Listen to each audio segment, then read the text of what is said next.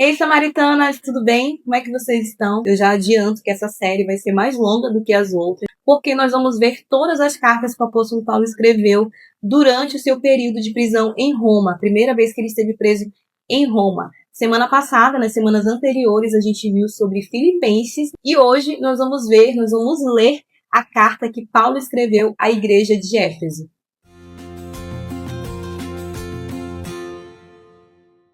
Bom, para começar, eu trago para você algumas características da cidade de Éfeso.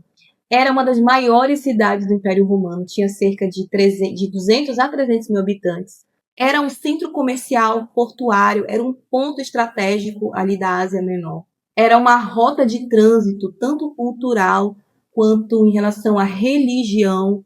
E aqui eu entro num ponto que era a identidade dessa cidade. Era uma cidade conhecida pela sua religiosidade, pela sua idolatria à deusa Diana ou Ártemis, que por sinal tinha um templo muito grande lá. Hoje em dia esse templo não existe mais, existem ruínas, né, desse templo. A principal fonte de renda de Éfeso era em relação à fabricação de esculturas, né, de imagens de escultura, por conta dessa idolatria. Então tudo que girava em torno da deusa, né, da Diana, eles transformavam isso em comércio, em renda para aquela cidade. Então, os ourives, né, o pessoal que fabricava ali esculturas, amuletos, enfim, tudo que vocês imaginarem aí relacionado a essa deusa, eles ganhavam muito dinheiro. Era uma das principais fontes de renda, era o que movimentava a economia. Não somente isso, mas era uma das principais fontes de renda daquela cidade. Inclusive, lá em Atos 19, tem uma situação, vou colocar a referência aqui, tem uma situação que é quando Paulo chega em Éfeso, ele começa a pregar para as pessoas ali em Éfeso, muitas pessoas se convertem, muita gente começa a deixar de lado essa questão da idolatria, eles eram muito envolvidos com ocultismo, então assim, era uma coisa pesada mesmo, e eles começam a se livrar disso. Tem um episódio, um versículo que fala que eles pegavam todos os materiais ali, os livros de ocultismo, e eles começavam a queimar ali no meio da cidade, praça pública, né, as pessoas que se convertiam, como num ato mesmo de mostrar que estavam aceitando o Senhor Jesus. E nessa situação específica, que eu acho interessante falar, os ourives da cidade começaram a se rebelar, fizeram uma rebelião é ótimo, né?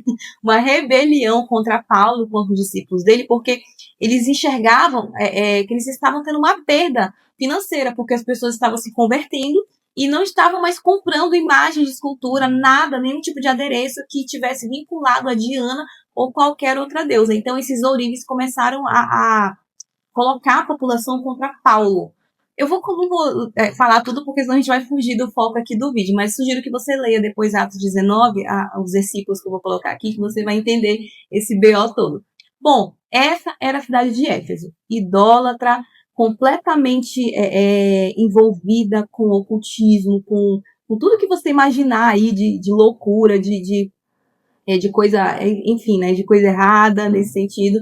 Era Éfeso seguia esse caminho, tinha essa identidade.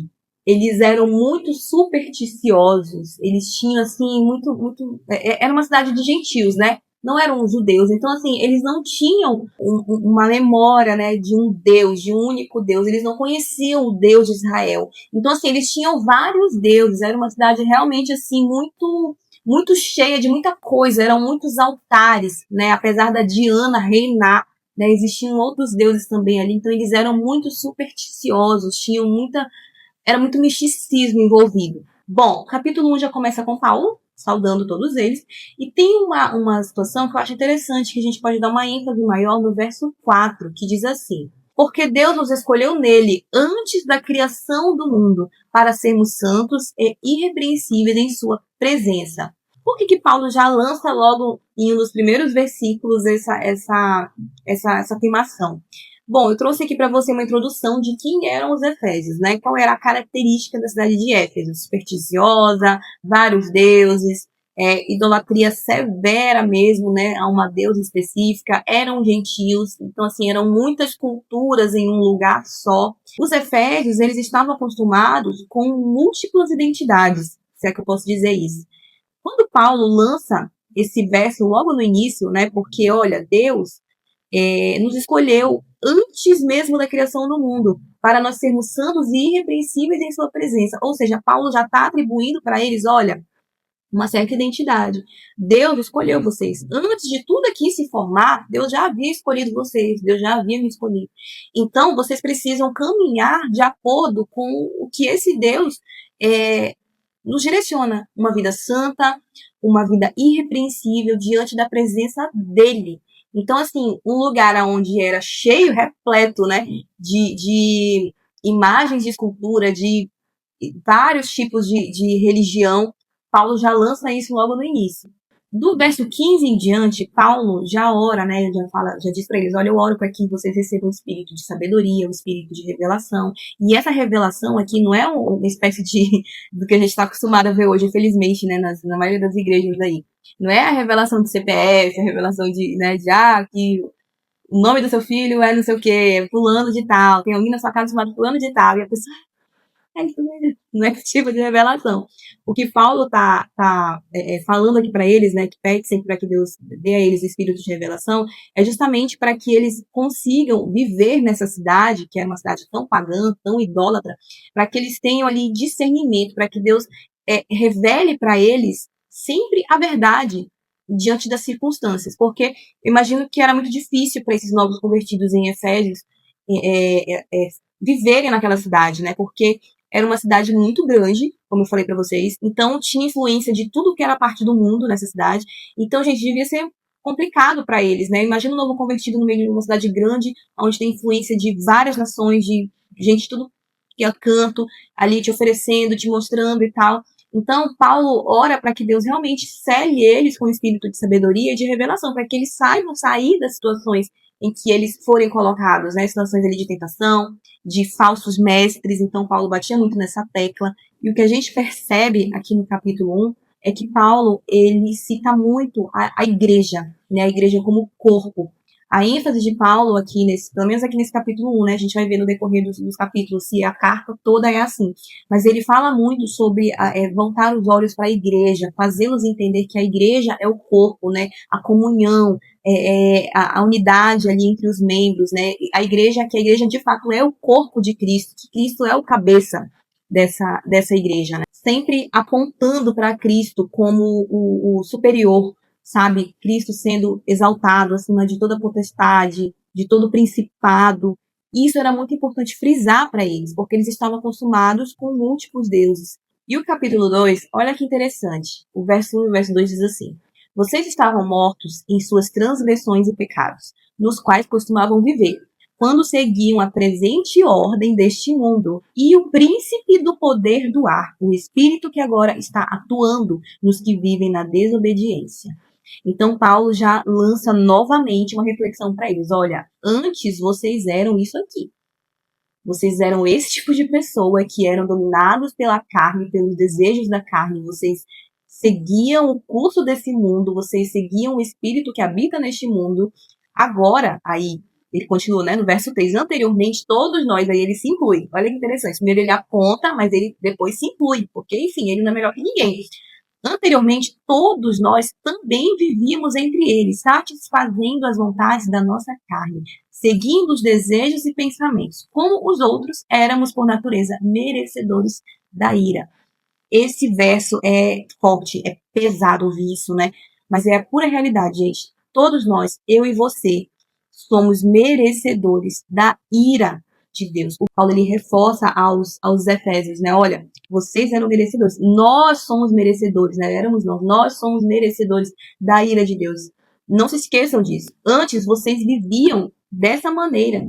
Hoje, não mais. E no verso 11, ele fala novamente, olha, lembre-se que anteriormente vocês eram gentios por nascimento e chamados incircuncisão pelos que se chamam circuncisão, feita no corpo por mãos humanas. Ou seja, Paulo novamente trazendo à tona, olha, existia um ato que era feito, que era a circuncisão, que é um ato feito na carne, que antigamente, na lei, era tido como uma marca, né? Uma aliança do povo de Deus. Então, se fosse ver com os olhos da carne, vocês são incircuncisos.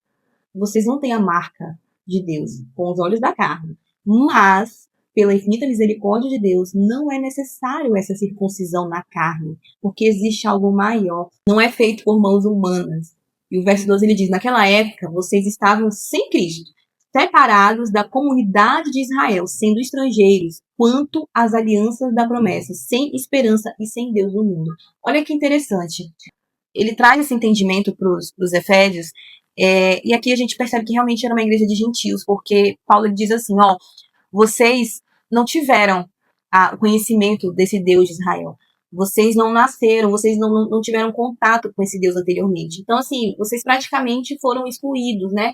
E quando ele diz excluídos, não que Deus os excluiu, mas em relação a aqui mesmo falando, né, no mundo. É como se a comunidade os rejeitasse, a comunidade de Israel os rejeitasse, porque era um tempo em que só quem era circuncidado, né, pertencia a Deus, só quem era de Israel pertencia a Deus. E depois de Cristo isso mudou. Depois de Cristo, o véu se rasgou e Cristo morreu por todos, não apenas por judeus, sabe? Então, Paulo, ele reforça isso numa igreja de pessoas, né, de outras nacionalidades, de várias descendências, de várias ascendências. Paulo, ele reforça isso, olha, esse Cristo que eu prego morreu por vocês, e antes vocês não tinham, mas agora vocês têm. Então, valorizem isso, tratem isso como algo de valor, porque de fato é. Aqui no capítulo 2, o que eu vejo é Paulo tendo muito cuidado, muito zelo para falar para essas pessoas que eles, sim, eles faziam parte. Talvez em algum momento essas pessoas puderam ter algum tipo de conflito, sabe? De não se sentirem pertencentes. Esse complexo de inferioridade provavelmente pairava sobre a mente dos Efésios. Porque nós não somos como eles, nós não somos como os apóstolos, né? Nós não somos como esse pessoal aí de Israel. Será que esse Jesus é pra gente? Será que esse Jesus realmente morreu pra gente também? Será que isso não é lorota desse povo? Porque a gente não tem nem os mesmos costumes que eles. Como assim? Como que isso é possível? E Paulo reforça, não, gente, isso é possível porque nós temos um Deus misericordioso. E Jesus, o sangue de Jesus quebrou essa barreira de inimizade entre os povos. Não existe essa barreira, não existe essa exclusão. A única coisa que te tira da família de Cristo, que te desmembra dessa família, é o pecado. A única coisa que pode nos separar de Jesus é o pecado. Arrependimento é a chave. O sangue de Jesus é para todos. E o arrependimento é a chave. Se você se arrependeu genuinamente, se você se arrependeu genuinamente, converteu o seu caminho, por isso que a gente fala falando se converteu, né? Uma frase que a gente nem converteu, como assim? É converter o caminho. É de fato, eu estava indo nessa direção e agora estou indo ao contrário. É converter, é mudar completamente o caminho. Acabou, não interessa de onde você é, não interessa onde você nasceu, não interessa se a sua família é cristã, mas eu não vim de uma família, de uma linhagem cristã, não importa. Cristo nos escolheu, nós fazemos parte da família de Cristo.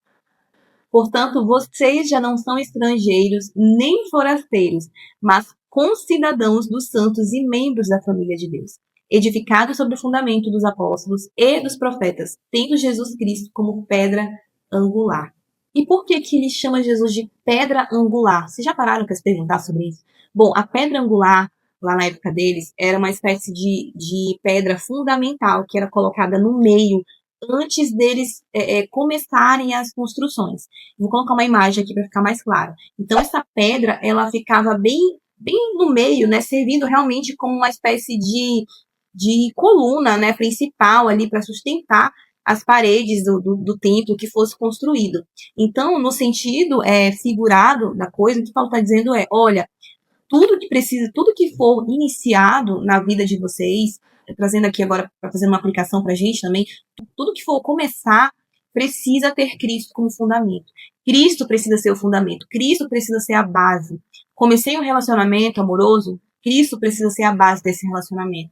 De que forma, Giovana? Vivendo um relacionamento em santidade. Se você vive um relacionamento que não é santo, e você sabe do que eu estou falando, Cristo já não é a base desse relacionamento. Então, a chance de isso dar ruim é quase que certa, digamos assim, tá? Então, se você vai abrir um negócio e Cristo não é a base desse negócio, como saber se Cristo é a base do meu negócio? Você paga os seus impostos? Você tá fazendo tudo de acordo com a lei? Mas a lei é injusta. Não importa. É a lei. É a lei. Então, assim, tudo, Cristo precisa estar envolvido em tudo. Cristo precisa ser a base de tudo na nossa vida, em todas as áreas. Se Cristo não está no centro, se Cristo não é a base, a chance de dar errado é quase que certa. E a gente não quer que Cristo seja a base só para as coisas darem certo.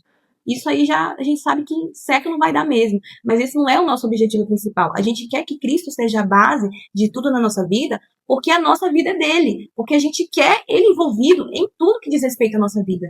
E muitas vezes não é fácil, porque a gente quer colocar Cristo só em algumas áreas. A gente quer que Cristo acesse só alguns compartimentos da nossa casa, do nosso coração, não é verdade? Então, o que Cristo quer é acessar todos os cômodos. O que Cristo quer é ser pedra angular, é ser fundamento em todas as áreas da minha vida, da sua vida. E não é fácil para nós permitir isso, porque a gente quer fazer as coisas erradas. A nossa carne, ela tende a fazer o que é errado, a fazer o que é mais fácil. E a gente sabe que manter Cristo como base de todas as áreas da nossa vida, como base da nossa vida, exige sacrifício, exige renúncia, exige uma vida realmente reta diante de Deus. Não é um trabalho fácil, digamos assim. Mas no fim das contas, é algo inexplicável. É inexplicável o que uma pessoa que tem Cristo como base em tudo vive. Que Cristo realmente seja essa pedra, esse fundamento na nossa casa, na nossa família, no nosso trabalho, na nossa igreja, no nosso ministério. Em tudo, Cristo precisa ser a pedra angular. Cristo precisa ser esse fundamento. Se você gostou desse vídeo, não esquece de se inscrever nesse canal, porque você fica sabendo de todos os vídeos na sequência que eu vou compartilhando aqui. Curte, comenta, compartilha, envia para quem você ama, para quem precisa de uma palavra como essa.